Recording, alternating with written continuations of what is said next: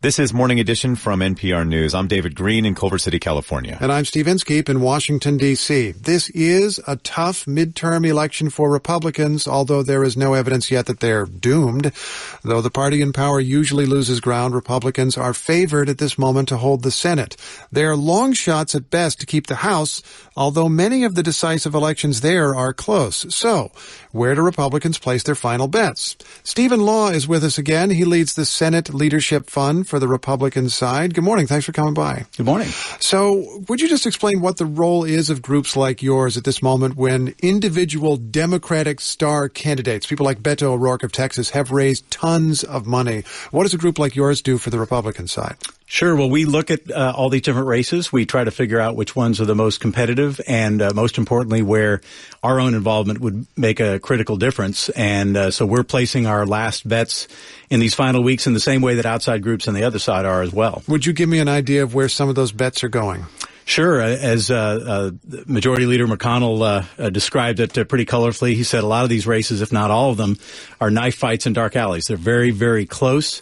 And so we're investing in states like Indiana and Arizona and Tennessee, Nevada, Missouri, West Virginia, all states where those races are essentially within the margin of error, and these are states where our money matters. Unimaginable even a year ago that you would have to invest money in Tennessee to keep a Republican Senate seat on the Republican side. Well, yeah, I mean, Tennessee has definitely become a much more Republican state. Democrats recruited a very strong candidate in Phil Bredesen, and he's somebody who's known to the electorate. So this is a much more hard-fought race than many thought. Our view was that it was going to be competitive from the get-go. I actually thought it wasn't that close in the last couple of weeks, but you're saying it's not decided. You want to put some money there. Oh, no, we've been active for weeks and weeks there. We think it's a pretty close race. We're very bullish on Marsha Blackburn, but this is a tough race. Are you still supporting Rick Scott, the governor of Florida, who's trying to win a Senate seat but has fallen behind in the latest polls against Bill Nelson? Yeah, our view actually is that Rick Scott is narrowly ahead, and we think that's a very competitive race. We have not invested there to date, in part because he has his own super PAC and obviously a fair amount of money of his own, but we're very interested in that race, and we think that one is going to be one of the ones that we'll be seeing in the win column by the time it's all over. So whatever survey I saw, you don't accept. You've got your own polling, or I think it's a very close race, but I think he is a few points ahead, and I feel like he's favored to win there. What about the massively publicized Ted Cruz-Beto O'Rourke race in Texas? It's an exciting race. It's got a lot of color to it and personality. I think at the end of the day, Ted Cruz wins that race, notwithstanding all the money that Beto O'Rourke has raised. I think Beto's problem is that he peaked too early. Got a lot of attention, particularly from the national press, and I think as Texans have taken a good hard look at that, they've said he seems like a nice young man, but not ready to represent Texas. So a couple weeks ago, we were in Kentucky talking with voters. We were in a particular House district, but you get a representative slice of people, and it seemed to us that it was a nationalized election, by which I mean people know a lot about President Trump. They have opinions, but they don't necessarily know their candidates all that well. In the races you're focused on, is this really a nationalized election? Oh, very much so. I mean, I think midterms often are. I mean, this is the first election you have to make at least some sort of a course adjustment if you want to with respect to the current president. That was the case, obviously, with President Obama in 2010. Senate races are a little bit different. The candidates are bigger. The campaigns are bigger.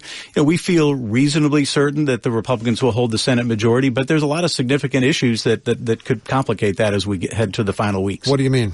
Well, the map is very much in Republicans' favor. This is a favorable political topography for us in these races, but Democrats have some good candidates, and the most important thing is they have a huge financial advantage race by race. Candidate by candidate, Democratic candidates are outspending Republican candidates by a factor of 2 or 3 or 4 to 1, and that's a very, very significant disparity, which means groups like ours need to come in and try to make it more of a fair fight. News reports indicate that groups like yours have more money than the corresponding Democratic groups, but you're saying the individual Democratic candidates have the war chests. Yes, that's right. I mean, in some cases, because they're incumbents, they were able to raise this money over 6 years, where ours had to go through primaries and that sort of thing. But there is a significant candidate versus candidate disparity.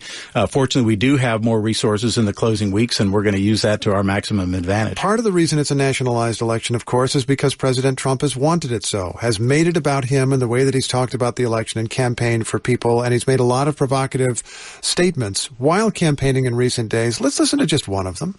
You know, they have a word. It sort of became old-fashioned. It's called a nationalist. And I say, really, we're not supposed to use that word. You know what I am? I'm a nationalist, okay? I'm a nationalist. Okay, nationalist, that can just mean in favor of the nation, but people hear that and they hear white nationalist. He knows that's what people hear. That's why he knows he's not supposed to say it. Is it helpful for the president to be kind of signaling in that direction? Look, I think in the states where we're competing in for the Senate, I think him being a big factor in this race is helpful. I think a lot of people hear that verbiage and they're concerned about border security. They're concerned about immigration security. They're concerned about trade. And on those issues, I think in the states where we're competing, he is on the side of the majority of voters. I think you have to be careful about that kind of language. Obviously, it could be provocative, but on issues like trade, on immigration, he is singing the tune of a majority of voters in these states where we're competing for Senate in the seats. very specific places where you're trying to keep the Senate. Yes. Mm-hmm. Stephen Law, thanks very much for coming by. I always appreciate it. Well, thank you for having me. He is with the Senate Leadership Fund.